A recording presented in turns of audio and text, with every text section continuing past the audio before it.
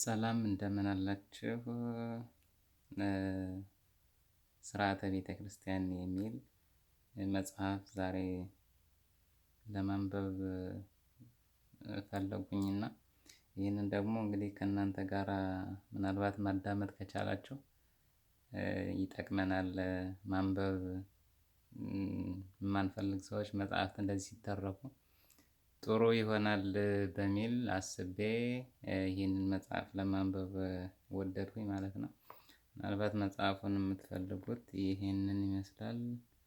ስርዓተ ቤተ ክርስቲያን የተዘጋጀው በሊቀ ካህናት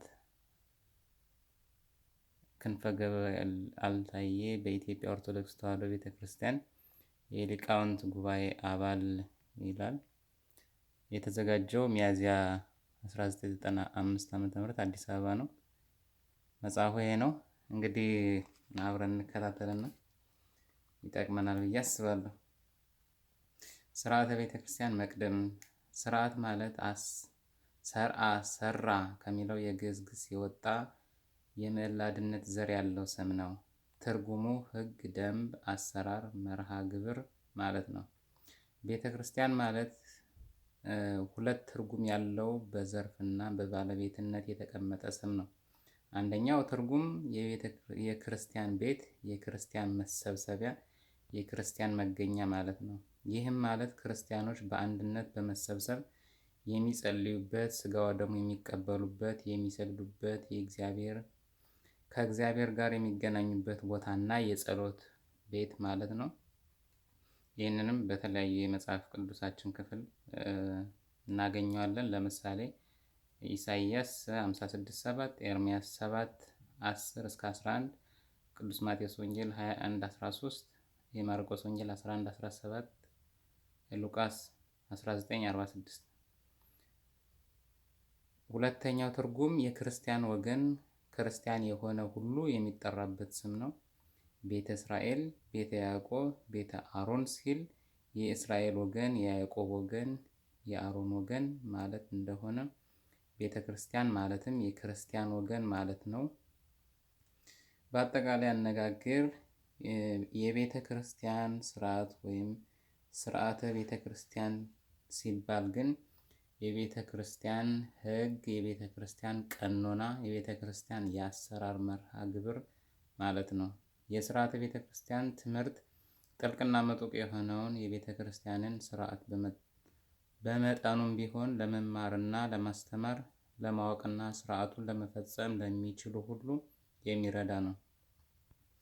የስርዓተ ቤተ ክርስቲያን ምንጮች: አንደኛ መጽሐፍተ ብሉያት፣ ሁለተኛ መጽሐፍተ ሐዲሳት፣ ሶስተኛ የሐዋርያት ሲኖዶስ፣ አራተኛ ስርዓተ ጽዮን አብጥሊስ፣ ስድስተኛ ትእዛዝ፣ ሰባተኛ ዲድስቅልያ፣ ስምንተኛ ፍትሕ መንፈሳዊ፣ ዘጠነኛ የሦስት ጉባኤያት የኒቅያ፣ የቁስጥንጥንያ፣ የኤፌሶን ውሳኔዎች፣ አስረኛ ስርዓተ ቤተ ክርስቲያን፣ 11ኛ ከአራተኛው መቶ ክፍለ ዘመን ጀምሮ እስካሁን በየጊዜው የተነሱ የቤተ ክርስቲያን ሊቃውንት የጻፏቸው ልዩ ልዩ የስርዓት መጻሕፍት ናቸው።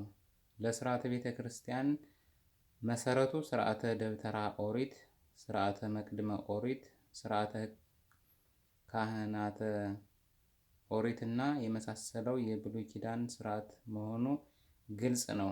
የደብተራ ኦሪት የመቅደስ ኦሪት አሰራር ለቤተ ክርስቲያን ሕንፃ አሰራር ምሳሌነት አለው። ደብተራ ኦሪት መቅደሰ ኦሪት በ3 ክፍል ይሰራ እንደነበር ሁሉ ቤተ ክርስቲያንም ቅኔ ማህሌት፣ ቅድስት፣ መቅደስ በሚል በ3 ክፍል ትሰራለች። ይህንን በመጽሐፍ ቅዱሳችን በኦሪት ዘጸአት 36፣ አንደኛ ነገሥት 6:1 እስከ ፍጻሜ እናገኘዋለን። በደብተራ ኦሪት በመቅደስ ኦሪት በግብር አካላዊ 10ሩ ትእዛዛት የተጻፉበት ጽላት ኪዳን ታቦተ ሕግ ይቀመጥበት እንደነበረ ሁሉ በቤተ ክርስቲያንም ይኸው ሕጉ የተጻፈበት ጽላት ታቦት መስዋዕት ይኖራል። መስዋዕት ይቀርብበታል።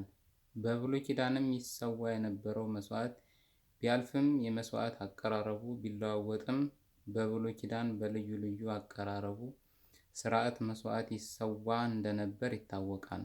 ዛሬም በቤተ ክርስቲያን አማናዊው መስዋዕት ሥጋ ወልደ እግዚአብሔር ይሰዋል። በደብተራ ኦሪት የመስዋዕት አቀራረብ ስርዓት እንደነበር ሁሉ ዛሬም በቅድስት ቤተ ክርስቲያን የክርስቶስን ሕማሙን፣ ሞቱን፣ ትንሣኤውን፣ ዕርገቱን የተከተለ የመስዋዕት አቀራረብ ስርዓት አለ። ይህም ስርዓተ ቅዳሴ፣ ስርዓተ ቁርባን እየተባለ ይጠራል። በሐዲስ ኪዳን ያለው ስርዓተ ቁርባን እንዴት እንደሆነ የሚያሳይ ከነ ማስረጃው በስርዓተ ቤተ ክርስቲያን እንማራለን። በኦሪት አይሁድ አሕዛብን በማጥመቅ የሕገ ኦሪት አማኞች የሚያደርጉበት ጥምቀተ አይሁድ እንደነበረ ይታወቃል። ይህንንም በቅዱስ ማቴዎስ ወንጌል ምዕራፍ 23 ቁጥር 15 እናገኘዋለን።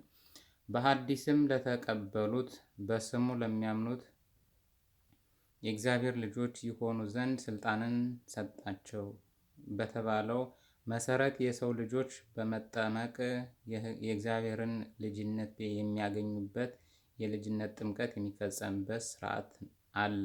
ይህም ስርዓተ ጥምቀት ይባላል።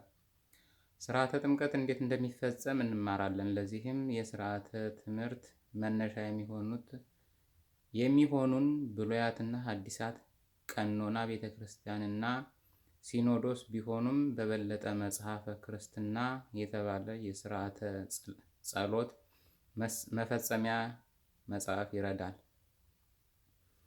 በብሉይ ኪዳን ካህናት ሲሾሙ፣ ነገስታት ሲነግሱ፣ አዳዲስ ንዋያተ ቅድሳት ወደ ቤተ መቅደስ ሲገቡ የሚቀቡት ቅብአ ቅዱስ ነበር። በሐዲስ ኪዳንም አዲስ አማኒ ሲጠመቅ፣ አዲስ ጽላት ሲቀረጽ፣ አዲስ ቤተ ክርስቲያን ሲባረክ፣ አዲስ ንዋየ ቅድሳት ሲገባ፣ ካህናት ሲሾሙ፣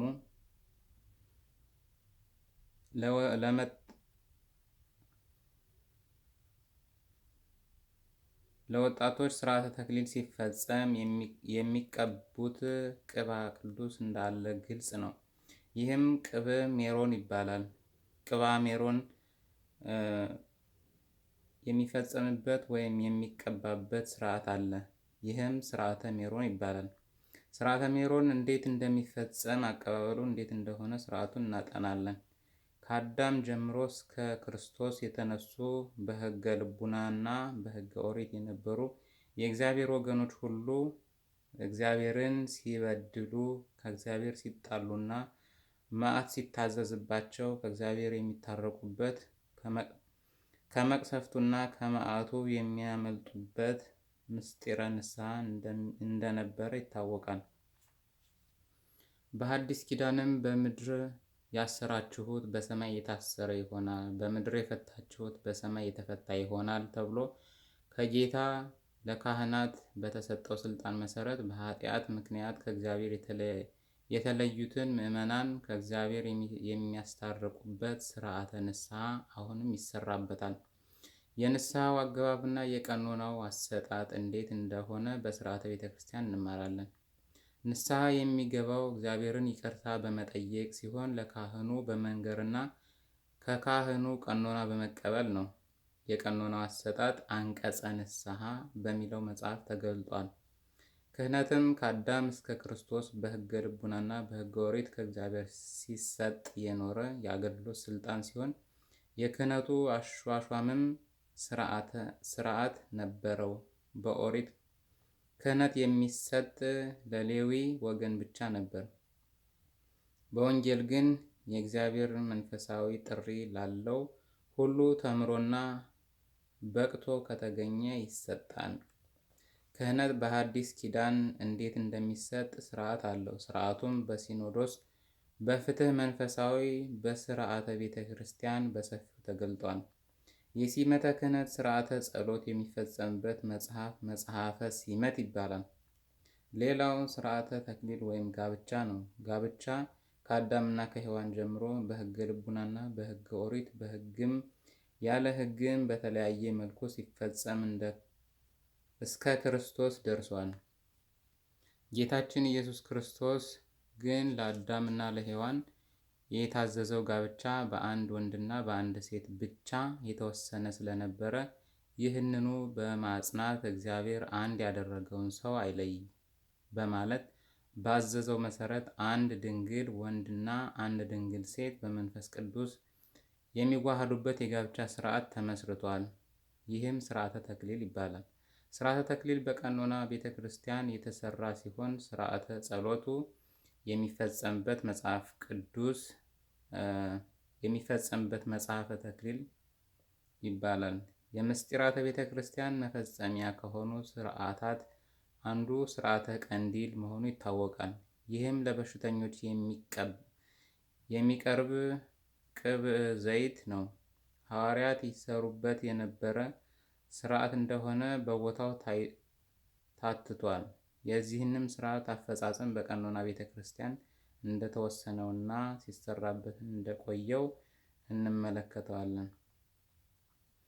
ክፍል 1 የቤተ ክርስቲያን አተካከልና አሰራር። የቤተ ክርስቲያን ስራ ፈቃድ። ቤተ ክርስቲያን ለመትከል ሲፈለግ የክፍሉን ኤጲስቆጶስ ማስፈቀድ ያስፈልጋል። ያለ ኤጲስቆጶስ ፈቃድ ቤተ ክርስቲያን አይተከልም፣ አይሰራም።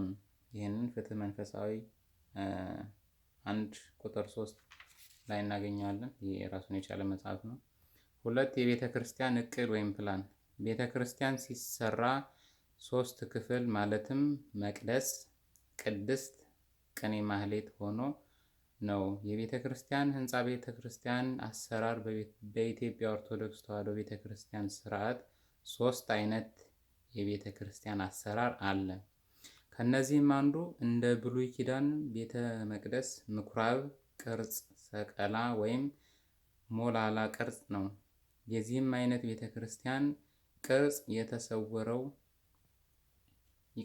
የተወረሰው ከሰሎሞን ቤተ መቅደስና ኋላም በዘመነ ክርስትና ታላቁ ቆስጠንጢኖስና እናቱ እሌኒ በኢየሩሳሌምና በቤተልሔም ካሰሯቸው አብያተ ክርስቲያናት የተቀዳ ነው። ለምሳሌ የደብረ ዳሞ፣ የአክሱምና ደብረ ሮሃ የሚገኙ የላሊበላ አብያተ ክርስቲያናት አብዛኛዎቹ ሰቀላ ናቸው። ይህም የሰቀላ ቅርጽ ቤተ ክርስቲያን በመጋረጃ ወይም በአዕማድ እንጂ በግንብ የተከፋፈለ አይደለም።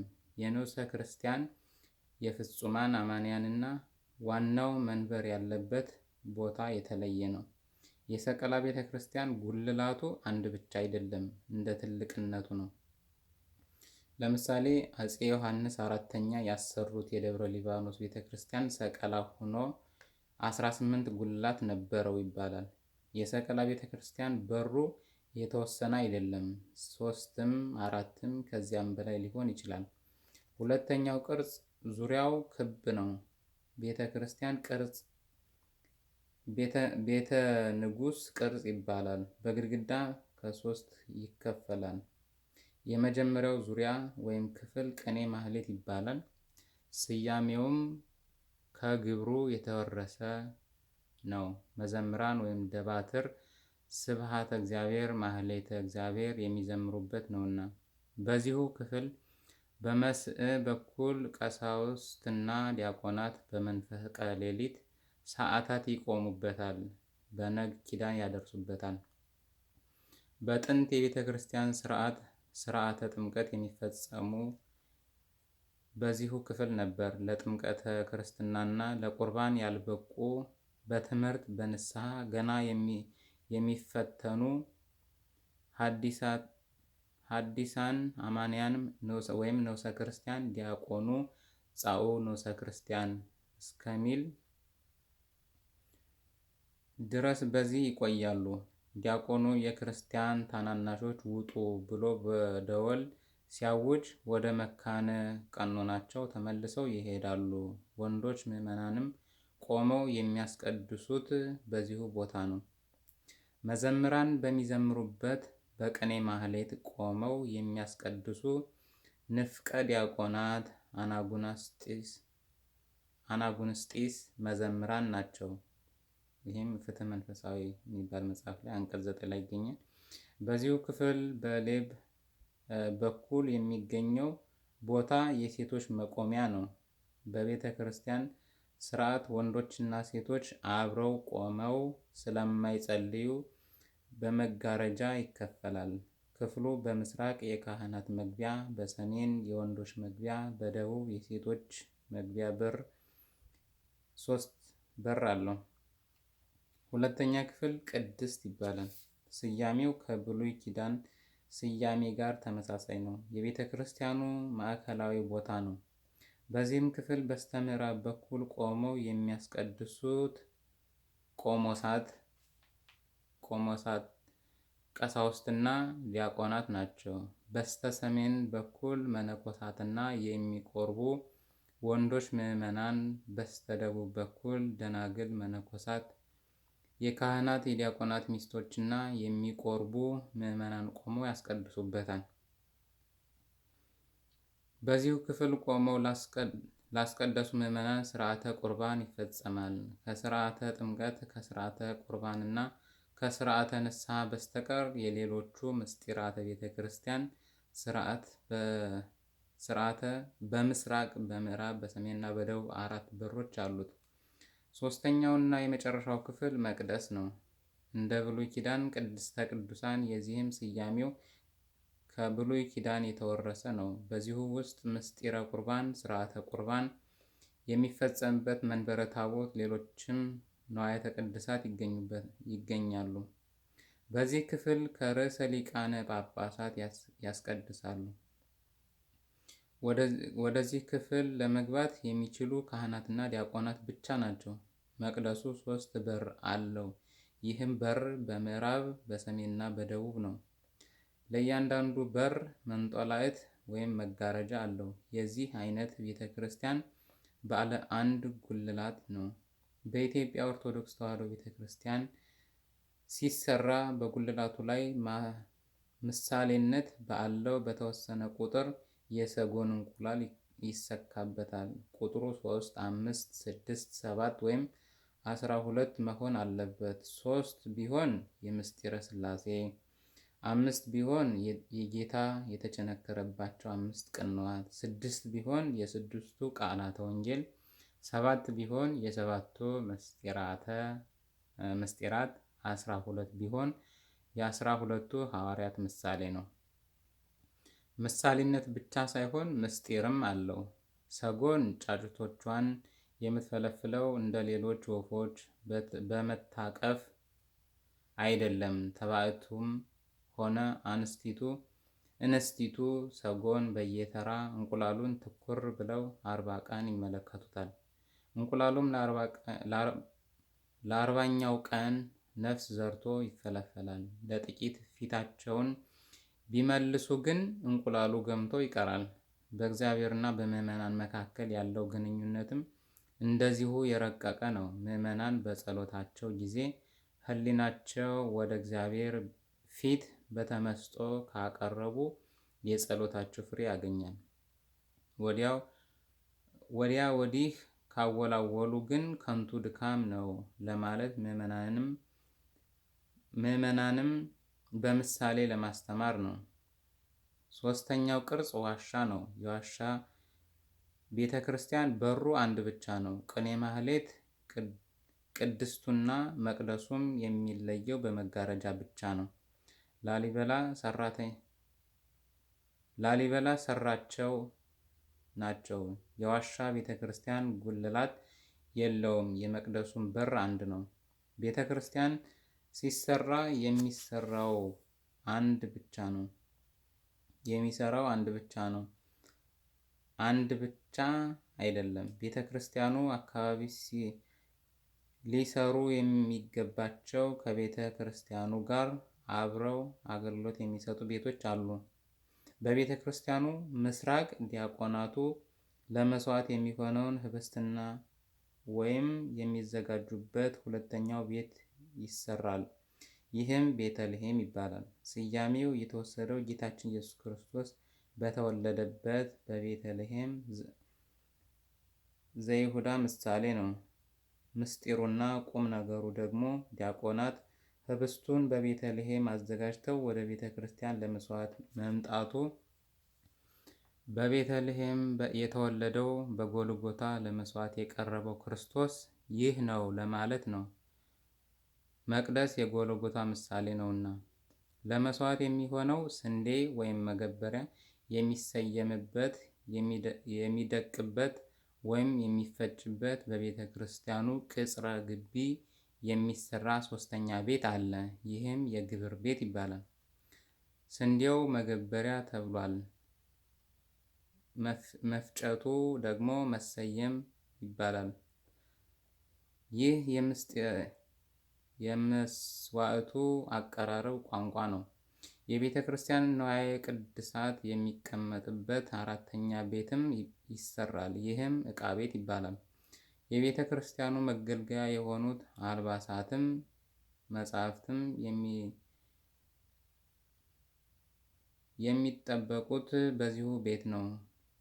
ይህንንም ከመጽሐፍ ቅዱስ ከቅዱስ ሕዝቅኤል 44:19 ፍትሕ መንፈሳዊ 12 ላይ እናገኘዋለን። ሥርዓተ ጥምቀት የሚፈጸምበት የማጥመቂያ ቤትም አለ። ከዚህም ሌላ የሙታን በድን የሚያርፍበትና ጸሎተ ፍትሐት የሚፈጸምበት ደጀ ሰላም ከቤተ ክርስቲያኑ ቅጽር ተያይዞ ይሰራል። ከዚህ በላይ የተጠቀሱት 5 ቤቶች በግድ ከቤተ ክርስቲያኑ ሳይለዩ አብረው የሚሰሩ አስፈላጊ ቤቶች ሲሆኑ ሌሎችም ደግሞ እንደ ቤተ ክርስቲያኑ አቅም ሊሰሩ የሚገባቸው ቤቶች አሉ። እነዚህም የሰበካ ጉባኤ ጽሕፈት ቤት፣ የሰንበት ትምህርት ቤቶች ክፍል፣ የምዕመናን መማሪያ፣ የስብከተ ወንጌል አዳራሽ፣ የእንግዶችና የካህናት ማረፊያ ቤቶች፣ የመንፈሳዊ ትምህርት ቤትና ተግባረ ዕድ መማሪያ ክፍሎች፣ ቤተ መጻሕፍት፣ የንዋየ ቅድሳትና ጧፍ ዕጣን ሽያጭ ክፍሎች ናቸው።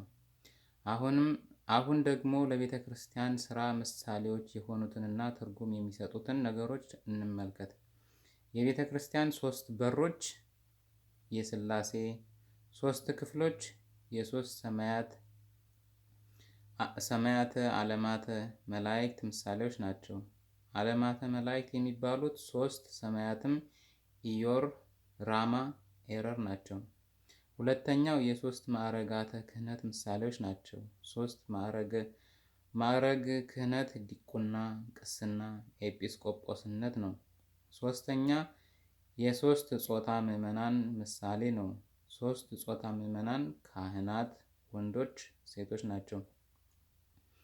ቤተ ክርስቲያን ስትሰራ ብዙ አዕማድ ወጋግራዎች ያሏት ሆና ትሰራለች።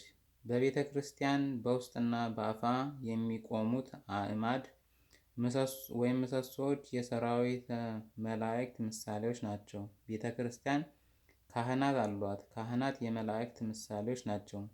ቤተ ክርስቲያን መስቀል አላት። መስቀል ውሃ ሳያጠጧት የለመለመች ያበበችና ያፈራች የበትረ አሮን ምሳሌ ነው። ዘኍልቍ ላይ 17:5-8 ዕብራውያን 9:4 ላይ እናገኘዋለን። 3 ቅዳሴ ቤተ ክርስቲያን። ኤጲስቆጶስ ቅዳሴ ቤተ ክርስቲያንን በሚያደርግበት ጊዜ ከእርሱ ጋር ለተራድኦ 7 ቀሳውስት እንዲገኙ ታዟል። ኤጲስቆጶሱ ቤተ ክርስቲያን ታቦትን ሲባርክ የእግዚአብሔር ማኅተም የሆነው ቅብአ ሜሮን ይቀባዋል። ቤተ ክርስቲያኑ በተባረከ ዕለት በውስጡ ይቀደስበታል። ቤተ ክርስቲያኑ ሲባረክ ወንጌለ ዮሐንስ በታቦቱ ላይ ወይም በጎኑ ሆኖ ይነበባል። ኤጲስቆጶሱ ሳይመጣ ቀሳውስትና ዲያቆናት ሳይሰበሰቡ ቅዳሴ ቤተ ክርስቲያን አይደረግም። ይህም ከፍትሕ መንፈሳዊ አንቀጽ 1 ላይ ይገኛል። አራተኛ የጽላት አቀራረጽ።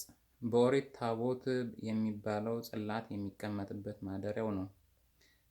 ይህንንም ከመጽሐፍ ቅዱስ ክፍል እናገኘዋለን። ለምሳሌ ዘጸአት 40:20-21፣ 25:20-22፣ መዝሙረ ዳዊት ምዕራፍ 131:8፣ ሁለተኛ ቆሮንቶስ 6:16፣ ዕብራውያን መልእክት 9:4፣ ራእየ ዮሐንስ 11:19 ላይ እናገኛለን። ጽላት የሚባለው እግዚአብሔር ለሙሴ አስቀድሞ 10ቱ ቃላተ ኦሪትን በእጁ ጽፎ የሰጠው ቃሉ ተጽፎ የሚገኝበት ከእብነ በረድ የተቀረጸ ነው። ይህም በብሉይ ኪዳን የነበረው ሥርዓት ነው። በሐዲስ ኪዳን ግን ጽላትም ታቦትም የሚባለው ያው አንዱ ምስዋዕ ነው። ጽላት ሲቀረጽ ጻሕል ጽዋዕ እንዲይዝ ከቦታ ወደ ቦታ ለማዘዋወር እንዲቻል ሆኖ ይቀረጻል። ከዚህ በኋላ በጽላቱ ላይ አልፋ፣ ወኦ፣ ቤጣ፣ የውጣ የሚለው የጌታ ስም ይቀረጽበታል። ከላይ ስዕለ ሥላሴ፣ ቀጥሎ ምስለ ፍቁር ወልዳ ዮሐንስ ፍቁረ እግዚእ፣ እንዲሁም መቅደሱ የተሰራለት ጻድቅ ሆነ ሰማዕት ስዕሉ ይቀረጻል፣ ስሙ ይጻፋል። ጽላተ ኪዳኑም ማህደረ እግዚአብሔር ነው። ያለ ታቦትም መስዋዕት አይሰዋም። 5ኛ ማኅቶተ ቤተ ክርስቲያን ወይም የቤተ ክርስቲያን መብራት። በቤተ ክርስቲያን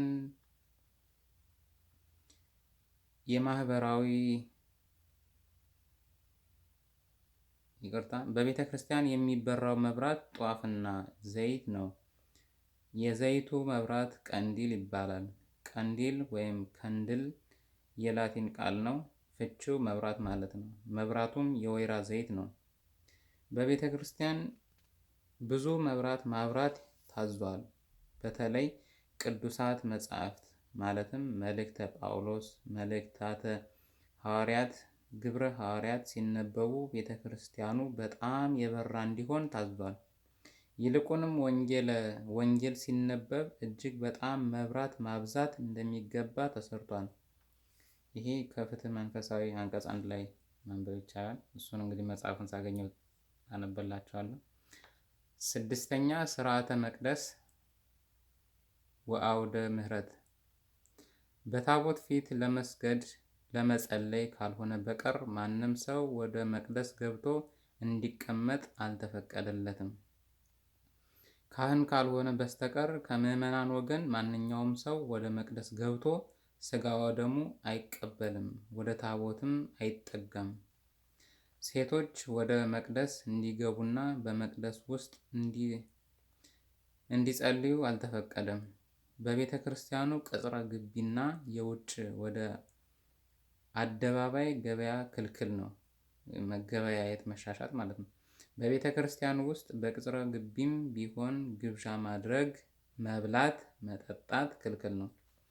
በቤተ ክርስቲያን የገባውንና የተቀደሰውን ንዋያተ ቅድሳት እንደገና ወደ ውጭ አውጥቶ በሥጋዊ አገልግሎት ማዋል አይገባም። ያላመኑ ያልተጠመቁ ተወግዘው የተለዩ ወደ ቤተ ክርስቲያን እንዳይገቡ፣ ምስጢረ ቤተ ክርስቲያን እንዳይሳተፉ ተከልክሏል። የቤተ ክርስቲያኑ በሮችም በአጋፋሪዎች እንዲጠበቁ ታዟል። 7 ወደ ቤተ ክርስቲያን ለመሄድ የሚደረግ ጥንቃቄ።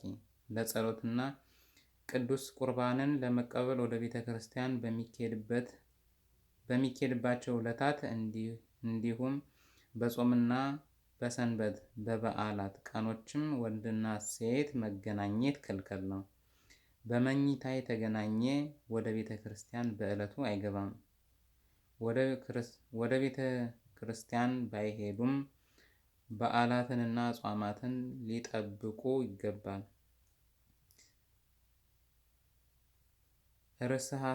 ርስሃተ አንፉንና ርስሃተ ከንፈሩን የማዝረብረብ ነውር ያለበት በዚሁ ነውር ላይ እያለ ወደ ቤተ ክርስቲያን አይገባም። ሥጋ ወደሙም ሊቀበል አይገባውም። ሴት የወር አበባዋ መርገሟ ሲመጣ እስከ 7 ቀን ድረስ ስትወልድ፣ ወንድ ከወለደች እስከ 40 ቀን፣ ሴት ለወለደች እስከ 80 ቀን ድረስ ወደ ቤተ ክርስቲያን እንዳትገባ ክልክል ነው። ከዚህ በኋላ ግን ገላዋን ታጥባ ትገባለች። ወንድ ሕልመ ሌሊት ወይም ዝንየት ከመታው በዕለቱ ወደ ቤተ ክርስቲያን አይገባም። በማግስቱ ገላውን ታጥቦ ይገባል። 8 ቤተ ክርስቲያን የመሳለም ስርዓት። ጠዋትና ማታ ቤተ ክርስቲያንን ለመሳለም መትጋት ያስፈልጋል። ወደ ቤተ ክርስቲያን ሲገባ ከቅጽረ ቤተ ክርስቲያን በር ላይ ሲደርሱ መሳለም ይገባል። ወደ ቤተ ክርስቲያን ሲገቡ ጫማ አውልቆ ወገብን ታጥቆ አደግድጎ መግባት ነው። ጫማ አድርጎ ወደ ቤተ ክርስቲያን መግባት ክልክል ነው። ሐሳብን በመንፈሳዊ ነገር ወስኖ ወደ ውጪ ወደ ዓለማዊ ነገር እንዳይሄድ መግታትና መቆጣጠር ያስፈልጋል። ከካህን ቀርቦ መስቀል መሳለምና በረከትን መቀበል ያሻል። በቤተ ክርስቲያኑ ውስጥ ተስለው የሚገኙትን የሥላሴን፣ የመድኃኒታችን ኢየሱስ ክርስቶስን፣ የእመቤታችንን የቅድስት ድንግል ማርያምን፣ የመላእክትን፣ የነቢያትን፣ የሐዋርያትን፣ የጻድቃን፣ የሰማዕታትን፣ የደጋጎች ቅዱሳን አበውን ስዕሎች እጅ መንሳትና የአክብሮት ስግደት መስገድ ይገባል። በቤተ ክርስቲያን ውስጥ መሳቅ፣ ስለ ዓለማዊ ሥራ መነጋገር ክልክል ነው። ከገቡ በኋላ ዝምታ፣ ጸጥታ፣ ፍርሃት፣ የእግዚአብሔርን ምሕረት በጥብዓተ ልብ መፈለግ አለ። ምክንያቱም ቤተ ክርስቲያን የመዘምራንን ማህሌት፣ የቅዱሳን መላእክትንም ምስጋና፣ የነቢያትንም ትንቢት፣ የሐዋርያትንም ስብከት መስሚያና የልዑል እግዚአብሔርን ነገር መማሪያ ቦታ ስለሆነች ነው። ከዚህም ሌላ የሥጋ ወደሙ ምስጢር የሚፈጸምባት እስመ ቤተ ክርስቲያን በአምሳለ ሰማይ ወመሃይምናን ይኩኑ ውስቴታ አምሳለ መላእክት ወያጽምዑ በትዕግስት ወበአርምሞ ወይትመሃለሉ በልቦሙ ዘእንበለ ዕረፍት ይትናገር አሃዱ ለግሙራ በውስተ ቤተ ክርስቲያን እስመ ቤተ እግዚአብሔር ቤተ ጸሎት ወአኮ ቤተ ነገር ወዘተናገረ በውስቴታ ይጻእ ወይትቅረብ በይእቲ ዕለት። ይህንን ቀኖና አቡሊዲስ አንቀጽ 7 ወሶበ ትቀውም ቅድመ ንጉሥ ምድራዊ ዘይትደፍር ከመ ትስሐቅ ወኢምንተኒ ትስሕቅኑ ሶበ ትቀውም ቅድመ ንጉሥ ገነስት ሰማያዊት። ዮሐንስ አፈወርቅ አንቀጽ 48 እና ዮሐንስ አፈወርቅ አንቀጽ 6 ይገኛሉ። እምኬ ዓለማዊ ሶበ ይስሐቅ በውስተ ቅዳሴ ያውፅእዎ አፍአ ወኢመጥውዎ እምስጢር ቅዱስ። አጭርና ያደፈ ልብስ ለብሶ ወደ ቤተ ክርስቲያን መሄድ ክልክል ነው። ረዘም ያለና ንጹሕ ልብስ ለብሶ መሄድ ያስፈልጋል። በተለይ ሴቶች ራሳቸውን ተከናንበው እንዲጸልዩ ታዘዋል። ኢይባእ ብእሲ ሀበ ቤተ ክርስቲያን ወይጸልይ ውስቴታ ዘእንበለ ይኩን ልብሱ ድርማንቀ በከመ ይቤ ጳውሎስ ሐዋርያ ለብሔረ ቆሮንቶስ ቀዳማዊ ለእመ ኮነ ዘይጸልይ አልባሲሁ ሐጺረ ወይትከሰት እምኔሁ ጊዜ ስግዴቱ ይእቲ መጻሉ ዘቀበጽን በእንቲአሁ ወይከውን ጌጋዬ ለዘጸነረ ወለዘተነጸረ እሰመ ለዘነጸረ ይመጽእ ቦቱ ስሃ ወበእንተዝ ይወርድ ላዕሌሁ ከመ ወረደ ላዕለ ወልያ ወህሶበ ሰሐቀ ዲበ አቡሁ በከመ ይቤ መጽሐፈ ኦሪት ወዘነጸረ እስመ ኮነ ምክንያተ ለአብጽሖ ጌጋዩ ለዘነጽቱ አብሳሁ። ይሄ ያው ግዕዝ ስለሆነ እንግዲህ ለንባብ እየተቸገርኩ ነው። ዮሐንስ አፈወርቅ 4:49 እስከ 72፣ ዘፍጥረት 9:21 እስከ 27፣ አንደኛ ቆሮንቶስ 11:5-14 እናገኘዋለን። ወደ ቤተ ክርስቲያን ባዶ እጅ መሄድ አይገባም። መባዕ ምጽዋት ይዞ መሄድ አለ። እንግዲህ የመጀመሪያ ክፍል ስለሆነ ክፍል 1 ነው ያነበብኩላችሁ። ክፍል 2 በሚቀጥለው ቪዲዮ ያቀርባለሁ። ስለተከታተላችሁ ስላዳመጣችሁኝ አመሰግናለሁ። እግዚአብሔር ይስጥልኝ። መልካም ጊዜ